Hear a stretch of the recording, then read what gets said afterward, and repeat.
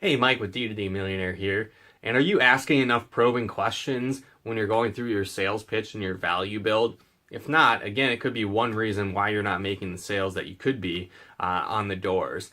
Now, again, one thing that a lot of people will do is they'll make the mistake of saying the same thing to every single prospect and every single potential customer. And if you treat everybody the same, you're treating them wrong. Now, again, most likely your business, you probably have different products, different services. Maybe there's a high-end service or, specialty services. Like, again, maybe you're in pest control and you have just a general treatment that you do around the home, but then maybe you also specialize in bed bugs or rodent removal, spiders, different things like that, right? Where you might have an overall service that you have that you generally talk to people about, but then you have these different additional services that you can provide.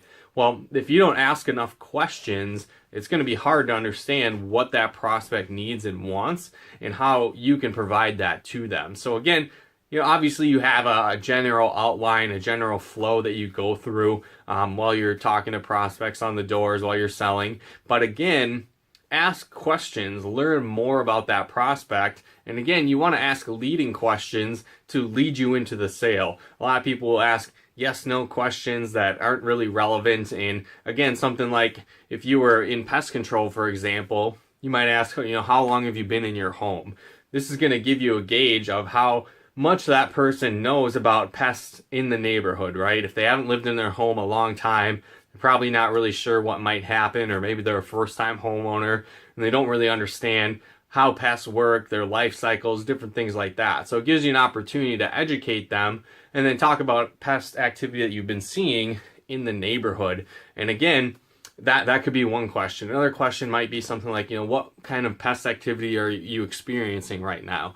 Are you experiencing any rodent issues like the other neighbors right now, or is there something else that you're concerned about? Where again, you're kind of giving them an alternative close. You're giving them a couple options, and if they agree or say they have whatever issue, you win because you can help them with your product and service. But again, you're finding out exactly what their problem is, what their needs are, and then you can provide that solution. Where again, you might be talking to a prospect, and a lot of times people make the mistake of talking about things that they're not really concerned about, right? So again, maybe you're marketing pest control again, for example, and your prospect admits to having a spider issue.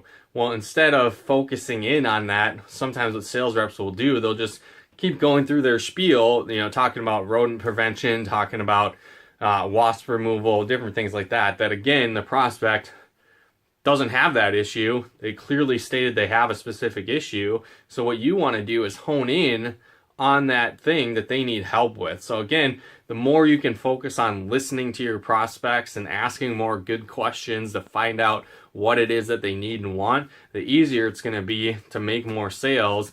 And again, the more that you do that, the more your prospect is going to like you, trust you, want to hear what you have to say, and you're going to come off as a messenger of good news and giving them a good deal and helping them out versus just being a salesperson trying to push something on them. So the more that you can kind of be a consultant and more listening to what they have, listening to what they're trying to do and solve their problems versus here's my great thing that you should buy, you're going to make a lot more sales. So again, hopefully you guys got some benefit and value out of this. If you did, feel free to comment and share. And if you are in pest control marketing, door-to-door sales, definitely head on over to d2dmillionaire.com.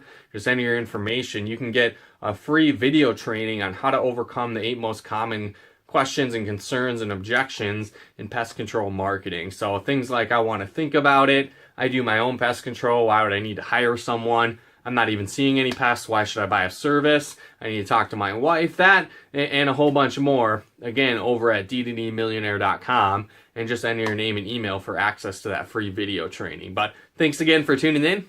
We'll talk to you more soon.